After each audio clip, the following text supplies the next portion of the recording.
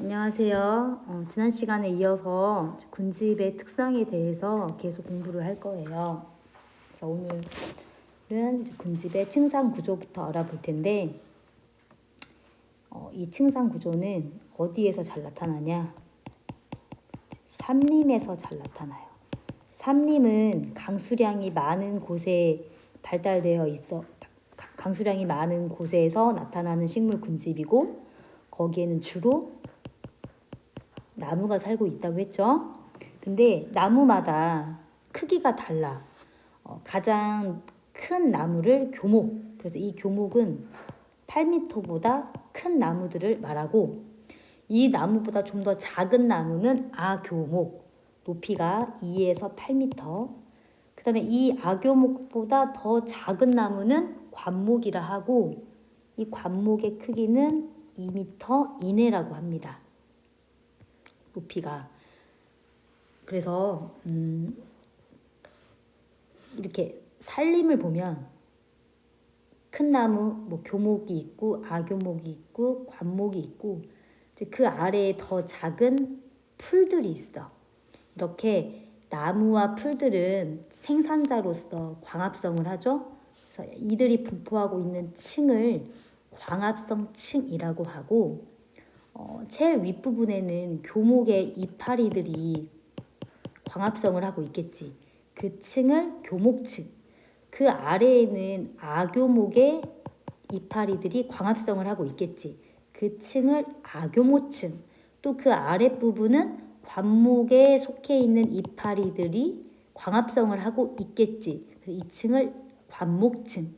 맨 아래는 풀들이 광합성을 하고 있겠지. 이 부분을 초본층이라고 한다.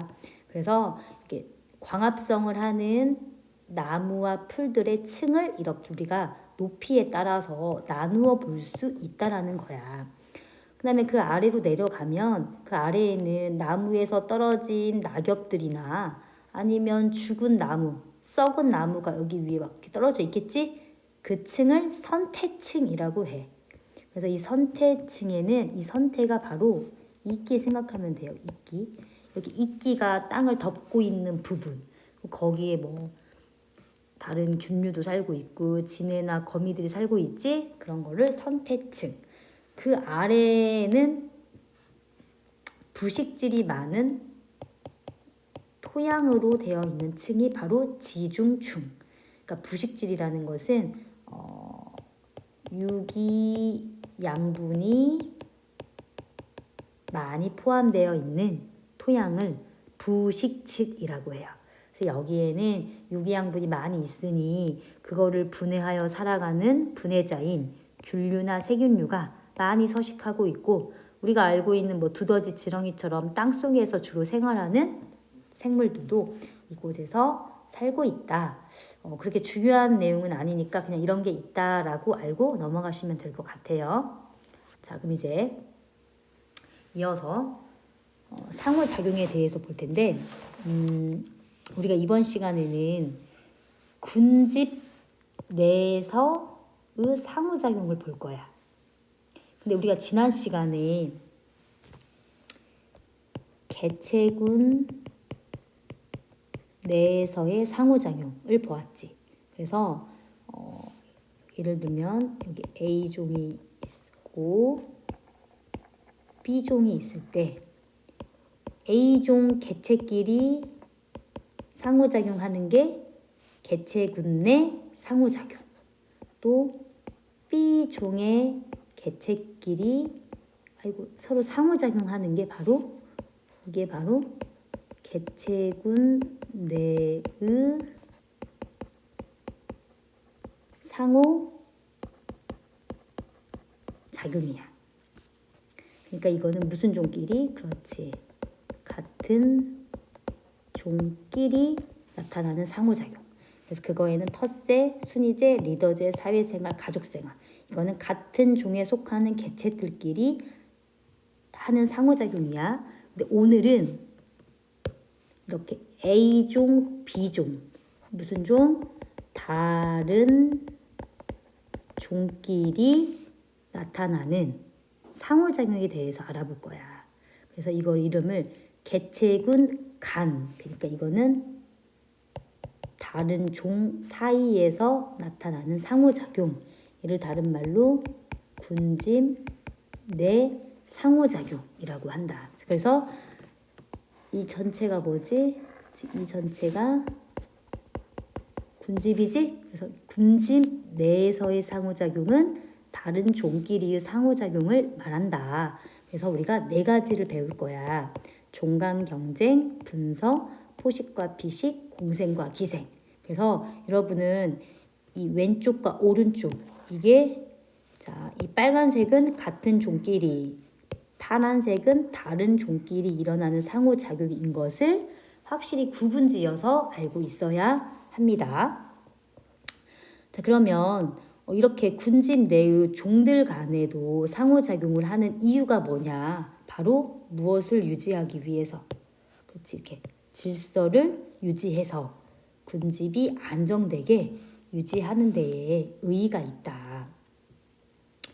자, 첫 번째, 종간 경쟁, 즉 종간, 다른 종 사이에서 싸운다는 거지. 왜 싸울까? 그쵸? 싸우는 이유는 그들이 취향이 비슷하기 때문이야. 그리고 우리가 그 취향을 뭐라고 하냐? 바로 생태적 지위. 그들이 살아가는 장소, 공간 지위, 또 그 종이 먹는 먹이의 종류, 이 공간 지위와 먹이 지위라는 생태적 지위가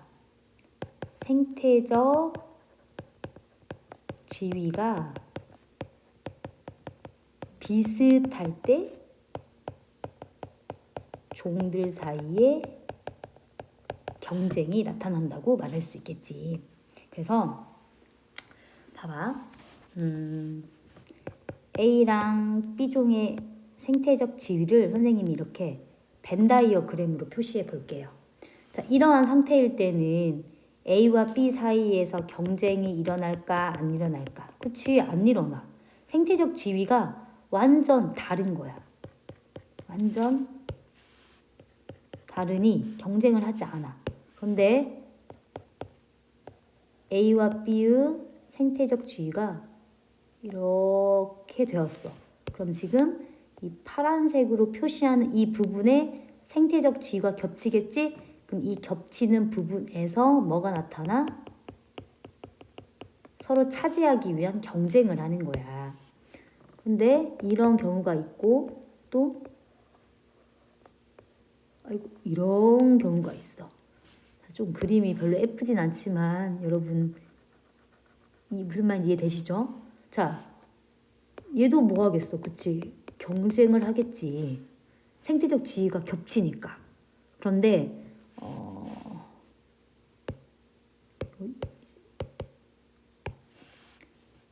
첫 번째 경우와 두 번째 경우 언제 더 경쟁이 심하겠어? 그렇지, 바로 두 번째 경우가 경쟁이 더 심하게 일어나. 왜냐? 이렇게 생태적 지위가 더 많이 겹치니까. 그래서 겹칠수록 경쟁이 더 심해진다. 그래서 이 그래프도 지금 A종과 B종의 서식 공간 지위와 먹이 지위를 영역으로 표시를 한 거야. 그래서 B종의 공간 지위, B종의 먹이 지위. 그래서 B종의 생태적 지위는 지금 빨간색으로 표시한 부분이야. 그 다음에 A종의 생태적 지위는 파란색으로 표시한 부분이 되겠지? 그럼 바로 이렇게 겹치는 부분에서 경쟁이 일어난다. 자, 어렵지 않죠? 자, 생태적 지위가 겹칠수록 경쟁이 많이 일어난다. 라는 내용입니다. 자, 그래서 여러분 집신벌레 아시죠? 집신벌레도 여러 가지 종류가 있는데 애기 집신벌레랑 집신벌레라는 종이 있어요. 우리 교과서에는 이름이 나와 있거든요. 뭐 카우다툼 아우렐리아라고 되어 있어요. 근데 여기는 지금 따로 나오진 않았습니다. 근데 다 똑같은 실험이거든요. 자, 얘네들을 단독으로 배양했더니 그래프와 같이 시간에 따라 개체수 변화가 나타났다. 단독이라는 것은 집신벌레와 애기 집신벌레를 각각 다른 장소에서 따로 키웠다는 거야. 그러니 얘네들이 이렇게 시간에 따라 개체수가 점점점 증가한 변화를 우리가 확인할 수 있다. 그리고 이런 곡선을 무슨 곡선이라고 했지? 그렇지. 생장 곡선. 시간에 따라서 개체수의 변화를 나타낸 그래프. 그래서 이거 무슨 자 곡선? 그렇지. S자형. 그러니까 지금 이때 환경 저항 있는 거예요, 없는 거예요? 그렇지.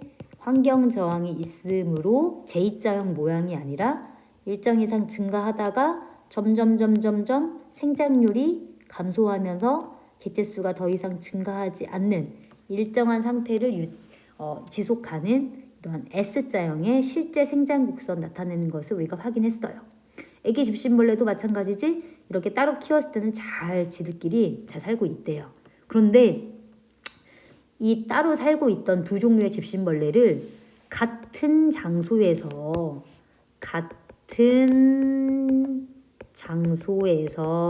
같이 키운 거야. 즉 같은 장소에서 같은 먹이를 먹게 되겠지. 그렇게 되니 애기 집신벌레는 따로 살 때보다 조금 개체수가 여기는 뭐 최대 200개체인데 여기는 150개체지. 조금 더 줄어들긴 했지만 그래도 어느 정도 살고 있어. 그런데 이 집신벌레는 처음에 따로 살 때는 200개체까지 증가했는데 같이 사니까 점점 증가하다가 갑자기 뚜뚜뚜뚜뚜뚜뚜 계속 감소하다가 이제 이 그래프 끝을 보면 이렇게 되어 있을 거예요. 아예 0으로. 그러니까 지금 이 결과를 보니 애기 집신벌레는 살았고 나머지 집신벌레는 죽었지. 그래서 한 종은 살고 나머지 종은 죽었다. 이걸 무슨 원리? 경쟁 베타 원리라고 하는 거야. 여기 나와 있는 것처럼 경쟁 베타 원리라는 것은 두 개체군이 싸운 결과 한쪽은 살아남고 나머지는 사라지는 경우, 이거를 경쟁 베타 원리라고 한다. 자, 경쟁 베타 원리가 적용이 되었다라고 말하기 위해서는 반드시 한쪽은 살고 한쪽은 사라져야 돼요. 그래서 이런 걸 말한다. 자, 지금 종관 경쟁 끝났고요. 두 번째, 분서. 자, 우리가 앞에서 배운 거랑 좀 내용이 이어져요. 자, 생태적 지위가 비슷하면 걔들끼리 뭐 한다고? 그치, 경쟁을 하지. 근데 얘네들이 경쟁이 너무 심해지면 방금 본 것처럼 한 종이 사라질 수가 있잖아. 그럼 얘 너무 슬프겠지. 그래서 이 경쟁을 하면 지들도 손해라는 걸 알아. 그래서 우리가 손해 보지 우리가 한쪽에 죽을 수도 있으니 위험하니 우리 서로 나누어 살자. 그래서 경쟁을 피하기 위해서 생태적 지위를 나누는 거야. 그래서 먹이나 그들이 살고 있는 서식지의 위치 또는 뭐 활동하는 시기를 다르게 두어서 서로 경쟁을 피하는 거. 이것을 분서라고 한다. 자, 그래서 분서는 경쟁을 피하기 위해서 생태적 지위를 다르게 하는 것을 말한다. 자, 대표적인 예로 북아메리카의 솔새. 이 솔새가 사는 나무가 이렇게 가뭄비 나무대요. 굉장히 큰데 여기에 여러 종의 솔새가 살고 있는데 이 솔새의 종마다 살고 있는 나무의 위치가 다르다. 그러니까 지금 이 솔새들은 공간 지위를 나누어서 살고 있는 분서의 모습을 취하고 있다. 그 다음에 자, 선생님, 피라미와 갈견이. 예로 한번 설명을 할게요. 우리 교과서에 얘가 나왔거든요. 피라미 아시죠? 피라미는 물속에 살고 있는 수서 곤충을 먹고 산대. 그러니까 이게 피라미가 좋아하는 먹이인 거야. 그런데 이 피라미가 살고 있는 곳에 누가 나타나? 여기에 갈견이가 딱 오면 피라미가 수서 곤충을 먹지 않고 대신에 식물성 플랑크톤 먹이를 먹는데, 그리고 이 수서 곤충은 누가 먹냐? 바로 갈견이가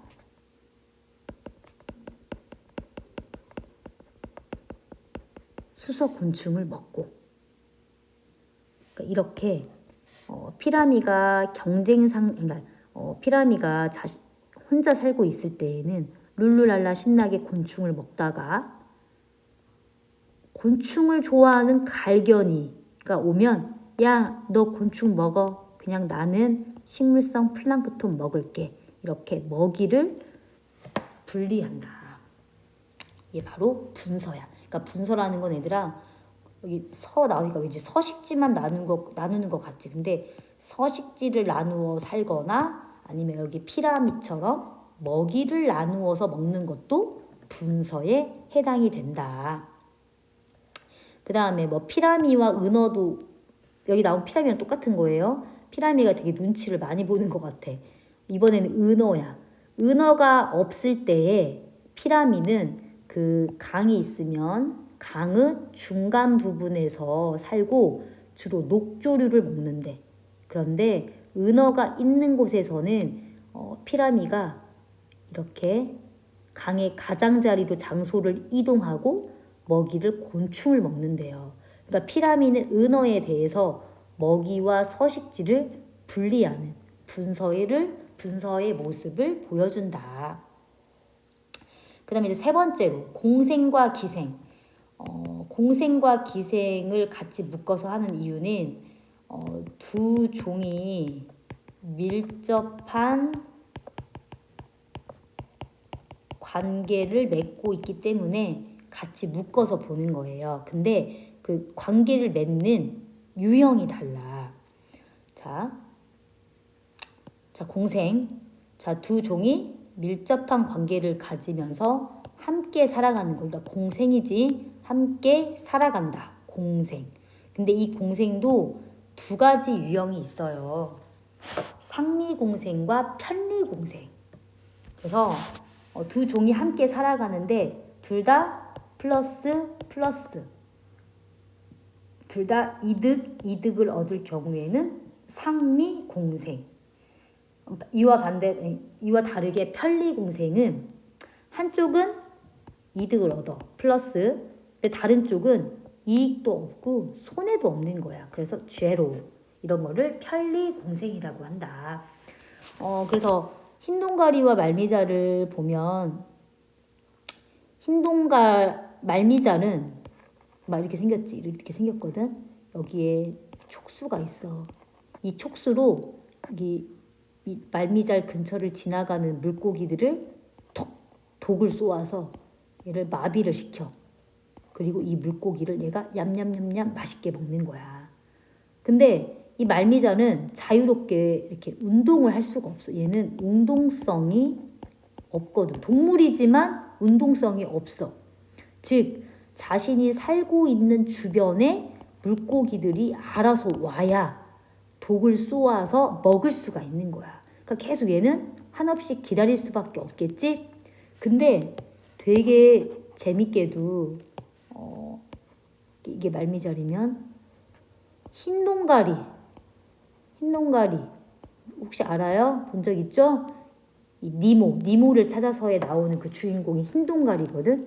이 흰동가리는 그 말미잘의 촉수에 의해서 얘가 해를 당하지 않는데, 그러니까 얘는 말미잘로 자유롭게 드나들 수 있는 거야. 그래서 흰동가리가 이 말미잘 안에 쏙 들어가면 다른 포식자로부터 자신의 몸을 숨길 수가 있는 거야.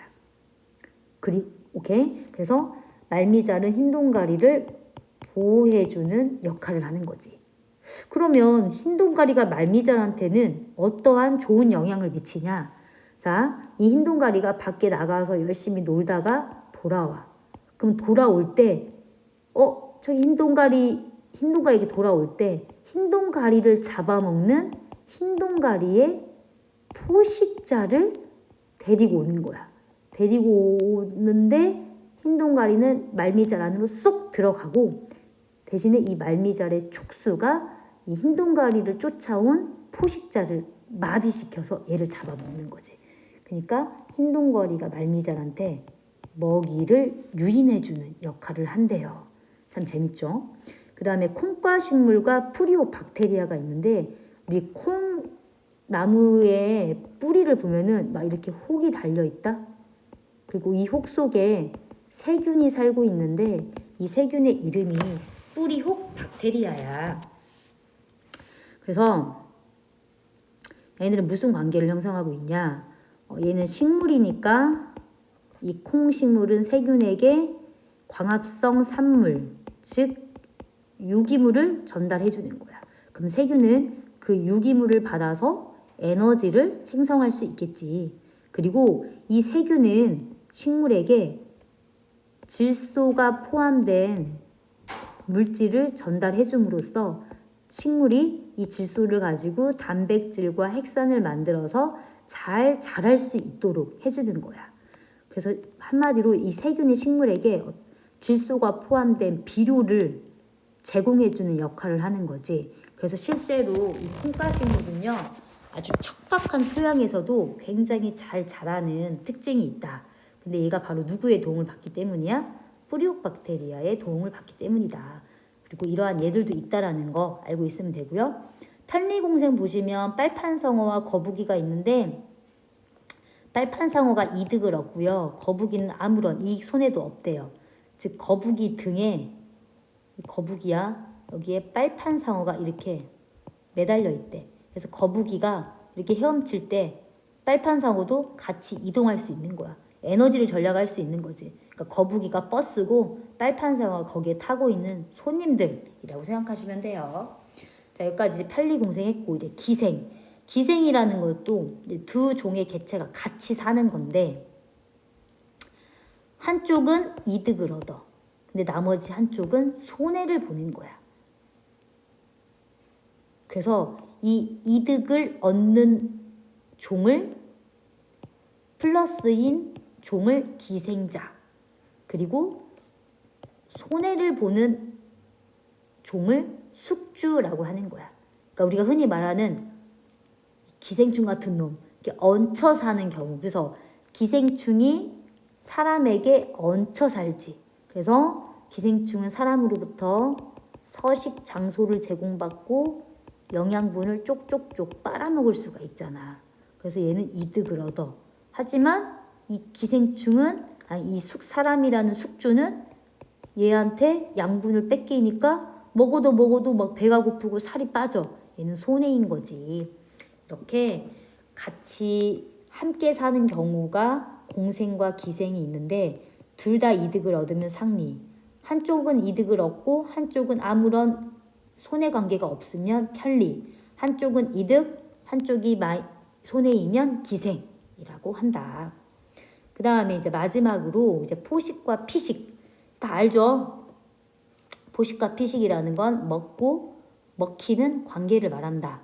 그래서 먹는 종을 포식자, 먹힘을 당하는 종을 비식자.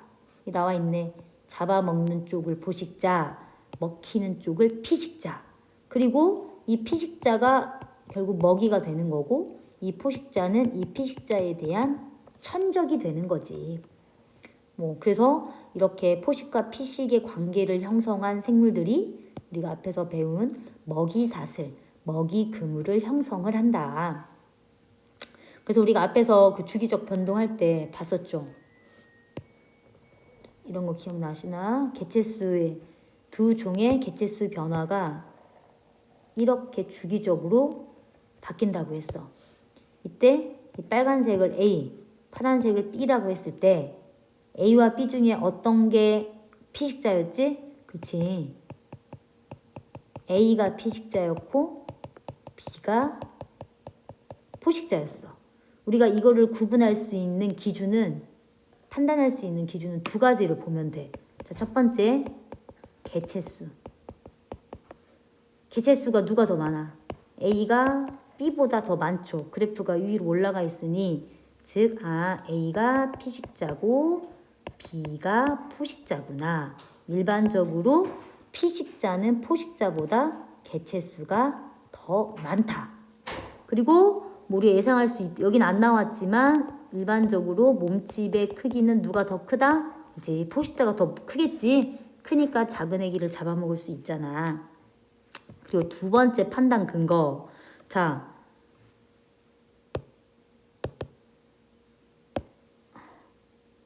A가 잘 안 보이네요. 다시. A가 증가하니까 B가 증가하지. A가 감소하니까 B가 감소하지. 다시 또 A가 증가하니까 B가 증가하지. 이 그래프를 보니 A의 변화에 따라서 B의 개체수 변화가 유도된다는 걸 확인할 수가 있어. 이렇게 그 변화가 선행이 되는 것이 바로 피식자고 그거에 따라서 뒤따라서 변하는 게 포식자야. 그래서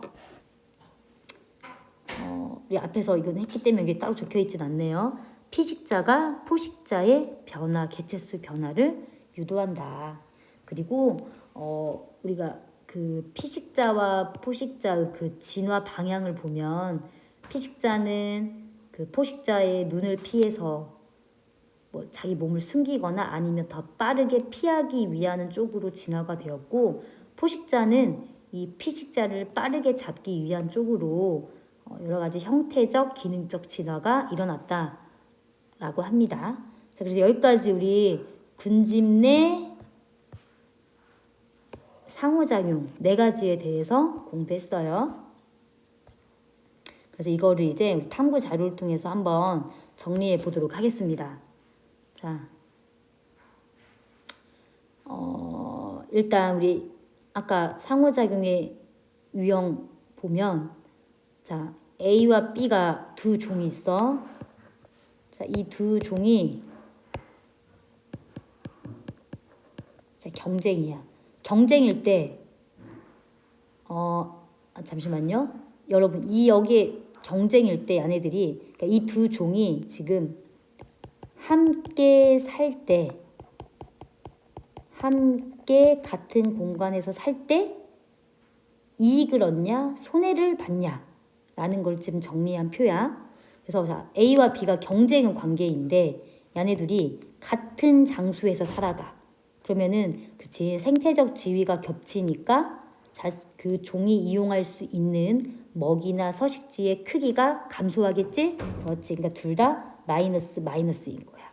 자, 그 다음에 이제 포식자와 피식자의 관계인데 얘네 둘이 같이 살아가. 그러면 포식자는 먹이를 얻으니 플러스이고 피식자는 잡혀 먹히니 당연히 마이너스겠지. 그 다음에 이제 A와 B가 기생의 관계인데 B에 대한 A의 기생. 그러면 A가 뭐라는 거야? 그치? 기생자. B가 숙주. 그러므로 기생자는 이익, 숙주는 손해. 자, 어렵지 않죠? 그 다음에 이제 공생을 보면 A와 B의 상리 공생. 상리 둘 다 이득을 얻는구나. 플러스. 그 다음에 B에 대한 A의 편리 공생. 이 말은 A가 이득을 얻는다는 거야. 그러니까 A가 이익, B는 손해도 아니고 이익도 아닌 제로, 효과 없음이라고 적어 놓으면 될게요. 그 다음에 이제 이러한 관계를 바탕으로 A와 B종이 따로 살 때와 함께 살았을 때 개체수의 변화, 생장 곡선의 변화가 어떻게 나타나는지를 지금 비교해 놓은 거야.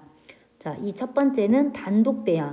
A와 B를 따로 키웠을 때는 각각 이렇게 S자형 생장 곡선대로 개체수가 증가하인 것을 알 수 있다. 근데 자, A와 B가 지금 무슨 관계? 경쟁 관계일 때 같이 키웠더니 A는 살고 B가 어떻게 됐어? 사라졌어. 자, 그럼 그럼 여기에서 지금 경쟁 베타 원리가 적용된 거야, 안 된 거야? 그치, 된 거야. 경쟁 베타 원리가 적용이 되었다. 왜? B종이 깨꼬닥 죽었으니까. 그럼 여기 분서. 자, 지금 이 화살표가 지금 같이 살 때의 변화인 거야. 딱 보니 A종, B종 모두 다 따로 살 때보다 같이 살 때 최대 개체수, 즉 환경 수용력의 크기가 줄어들었지. 그것은 같이 살 때 손해를 본다라는 거야. 그래서 이거는 생태적 지위가 겹쳐서 그 경쟁을 피하기 위해서 얘네들이 생태적 지위를 나누어 살고 있구나. 그러니까 원래 100만큼 이용할 수 있었는데 70만큼 이용하니까 당연히 그 안에서 살아갈 수 있는 최대 개체수는 감소하겠지. 그래서 이거는 바로 분성인 걸 알 수가 있다. 그 다음에 여기 네 번째 그림 여기 보시면 A종과 B종이 개체수의 변화가 이렇게 방금 본 것처럼 일정한 주기적 변동을 가지고 있네. 그럼 이건 무조건 뭐야? 그렇지. 포식과 피식의 관계이고 A종이 피식자, B종이 포식자라는 걸 알 수가 있어. 그 이유 방금 말했죠? A종이 먼저 증가하고 뒤따라서 B종이 증가하고 A종이 감소하니까 뒤따라서 B종이 감소하고 그래서 먼저 변하는 게 피식자, 나중에 변하는 것이 포식자. 정리되어 있죠?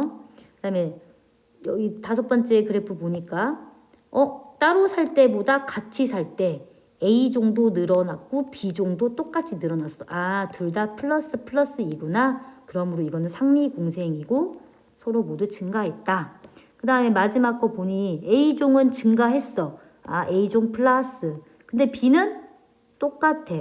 0, 제로야. 아무 영향을 안 받았네. 그러니까 편리공생.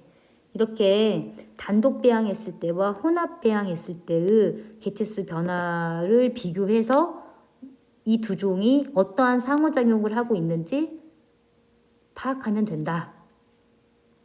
여기까지 해서 우리가 상호작용을 다 보았습니다. 자, 그럼 이제 이어서 군집의 천이에 대해서 알아보도록 할게요. 자, 천이라는 것은 쉽게 말하면 변화야. 변화.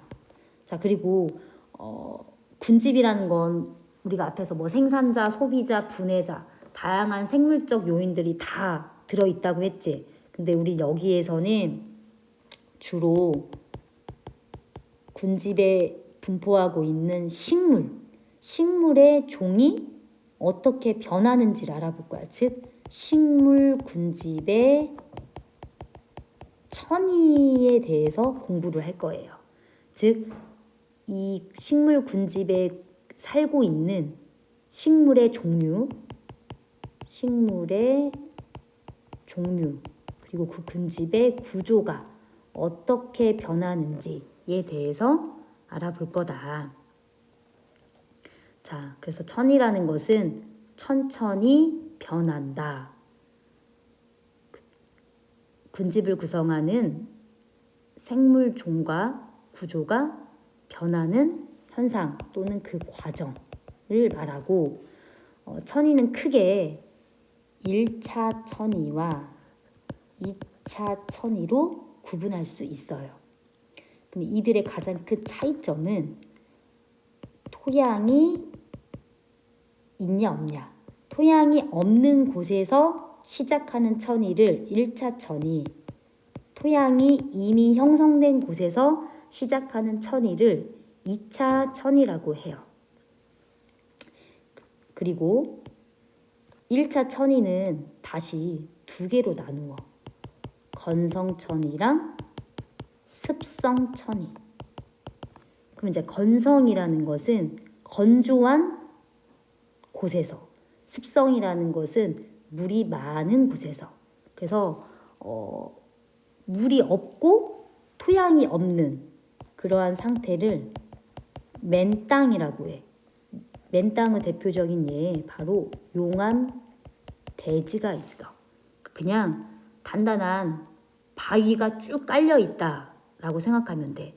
그 바위에는 얘들아 그 속에는 물도 없고 양분이 없기 때문에 거기에서는 어떠한 생물도 살 수가 없어요. 즉 이건 토양이라고 하지 않아. 그러한 상태를 맨땅이라고 해. 습성천이는 영양분이 비어있는, 그래서 아무 생물도 살고 있지 않는 빈 영양 호수에서 시작하는 게 습성천이야.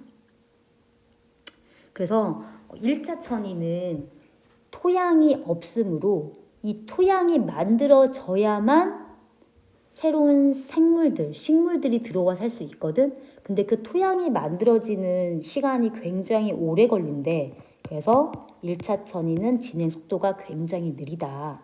하지만 2차 천이는 이미 토양이 형성되어 있기 때문에 거기에 식물의 씨앗이 쫙 들어있고 햇빛만 잘 이렇게 내리쬐면 식물이 막 번성을 할 수 있어. 빠르게.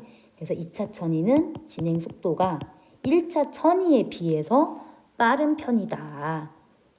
오케이? 그래서 이거 꼭 구분하셔야 돼요. 1차 천이는 토양이 없는 상태, 2차 천이는 토양이 있는 상태에서 진행하는 천이이다. 자, 그러면 이 과정을 다 볼 텐데 우리가 이 건성천이만 제대로 기억하면 습성천이, 2차 천이는 그냥 자동으로 알 수가 있어요. 왜냐면 맨 뒷단계의 과정은 똑같거든요. 그래서 건성천이부터 자세히 보도록 할게요. 자, 아까 건성천이는 맨 땅에서 시작한다고 했지? 그치? 용암 대지와 같은 맨 땅에서 시작이 돼. 그래서 이 맨 땅에서는 우리가 흔히 알고 있는 동식물들은 절대 살 수가 없다. 왜? 그치? 물도 없고 양분도 없으니까. 그런데 이 맨 땅에 살 수 있는 아주 신비한 능력을 가지는 생물이 있어. 그게 바로 누구야? 지으류야. 이 지으류는 조류와 균류라는 두 종류의 생물이 하나로 합쳐진 생물체를 지으류라고 해. 그러니까 두 종류의 생물이 합쳐져서 하나의 생물처럼 완전히 융합이 된 거야. 그럼 얘네들은 왜 이렇게 맨 땅에 살 수 있냐? 자, 조류는 식물처럼 뭘 할 수 있어? 광합성을 할 수 있어. 그러니까 얘는 광합성을 할 수 있는 조건만 주어지면 잘 살아갈 수가 있는 거야. 근데 햇빛은 잘 내리쬐겠지. 근데 아까 선생님이 그 맨 땅에는, 즉 용암 대지에는 물이 없다 그랬잖아. 근데 광합성 하려면 물이 필요하지. 바로 누가? 그치. 같이 살고 있는 균류가 이 조류에게 물을 제공할 수 있대요. 왜냐하면 균류가 스펀지처럼 이렇게 물을 쫙 흡수할 수 있고 저장할 수 있는 특징이 있대. 그래서 이 균류가 조류에게 물을 제공해 주면 조류가 열심히 광합성을 하고, 그리고 이 조류가 균류에게 광합성의 산물인 유기물을 주어서 또 얘도 살아갈 수 있게 해주는 거야. 그러니까 얘네도 지금 상리 공생을 하고 있거든. 그러니까 이게 중요한 게 아니라 이 지우류가 건성천이에 처음으로 살 수 있는 생물이다. 이렇게 천이에서 맨 처음에 등장하는 생물, 이러한 걸 뭐라고 해? 개척자라고 한다. 그래서 건성천이의 개척자는 지으르다. 그리고 이 지으르는 두 번째 신비한 능력이 있어. 얘네들이 이렇게 살고 있으면 이 바위에다가 화학 물질을 분비해서 그 화학 물질이요 바위 성분들을 녹인대. 녹이면 바위 사이에 틈이 생기겠지? 그 틈으로 비가 내리면 물이 들어오고 외부에서 들어온 유기물들이 그 틈에 끼어가지고 토양이 갈라지고 풍화되고 깨지면서 토양이 형성이 되는 거야. 아, 지으류에 의해서 토양이 만들어지는구나. 그래서 토양이 만들어지면 이게 바람에서 날려온 풀 씨앗들이 떨어져. 그리고 그 씨앗이 토양에 떨어져서 이제 발화하면 드디어 풀, 초원이 형성이 되는 거야. 초원. 그 다음에 이제 이 초원이 1년생 풀이라면 1년만 살고 죽겠지. 그러면 그 풀떼기가 토양에 쌓여서 토양이 비옥해져. 비옥해지면서 또 토양에 뭐가 더 많아져? 물의 함량이 많아지는 거야. 그러면 물도 많아지고 토양의 양분도 많아지니 나무가 살 수 있게 되는 거야. 나무. 처음에 등장하는 나무는 작은 나무인 관목이 등장을 해. 이걸 관목림. 그 다음에 점점 더 토양이 비옥해지면서 더 키가 큰 나무인 양수가 등장하는 거야. 양수.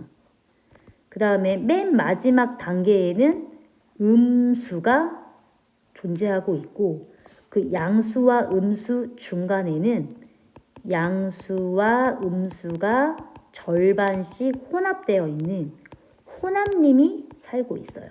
선생님이 지금 음수를 파란색으로 표시할게요. 파란색. 자, 그래서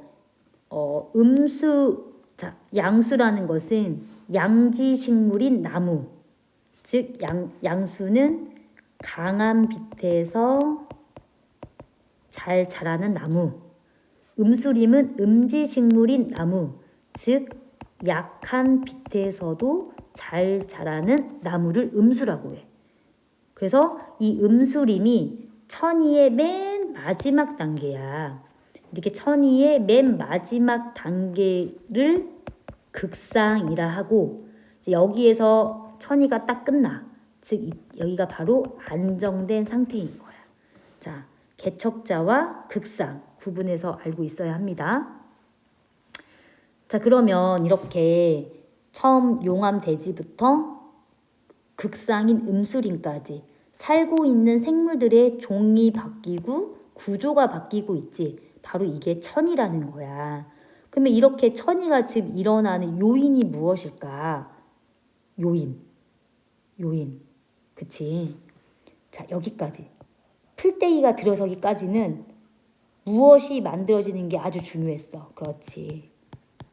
토양이 만들어지는 게 중요했어. 그래서 이 토양의 형성에 따라서 초원이 들어선 거야. 그리고 그 토양 속에 들어있는 물의 양이 이 생물들의 출현에 굉장히 중요한 거지.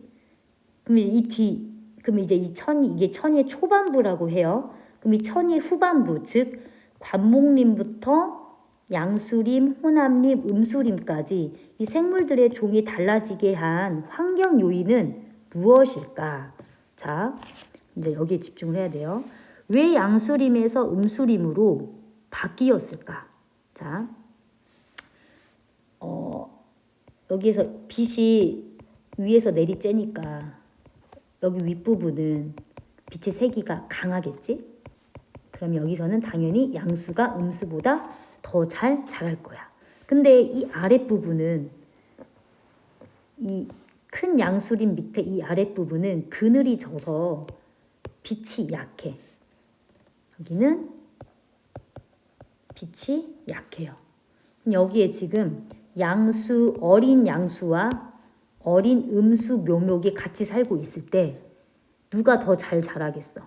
그치. 음수 묘목이 더 잘 자라겠지. 왜? 음수는 약한 빛에서도 잘 자라니까.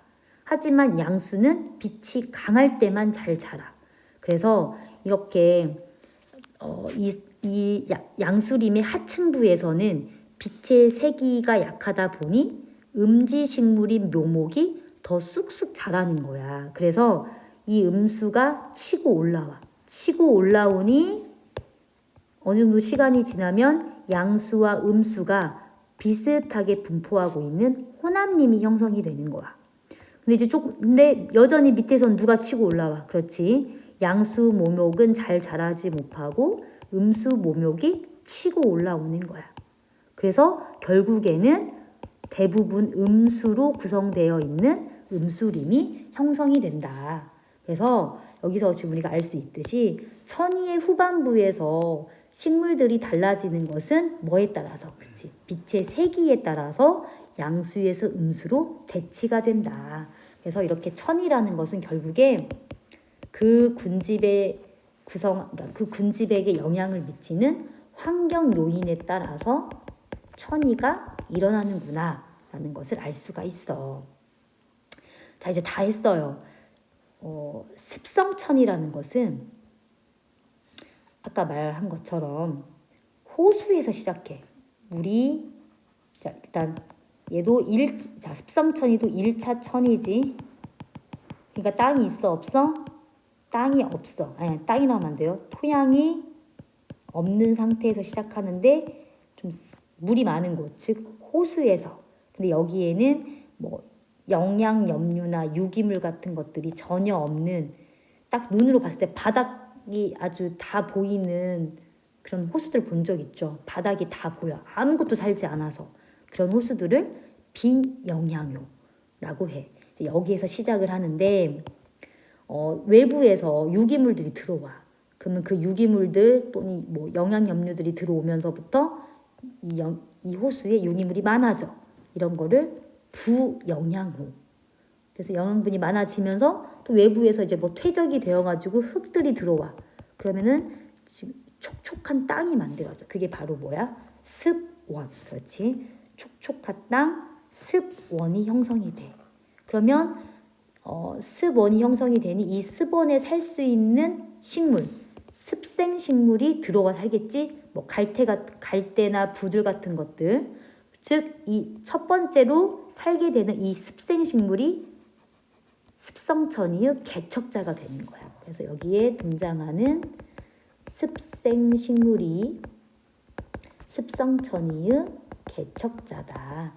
그리고 점점점 이제 토양이 더 쌓여가면서 이제 습지가 아니라 우리가 흔히 알고 있는, 우리 걷고 다니는 이제 땅이 형성이 되는 거야. 그러면 땅이 형성이 되면서 뭐가 풀떼기가 들어와 살아. 그래서 초원이 형성이 되는 거야. 그래서 초원, 관목림, 양수림, 호남림, 음수림의 순서대로, 즉 위에서 본 건성천이와 같은 순서대로 천이가 진행된다. 다음 단계는 똑같다. 자, 여기 빈칸 채울게요.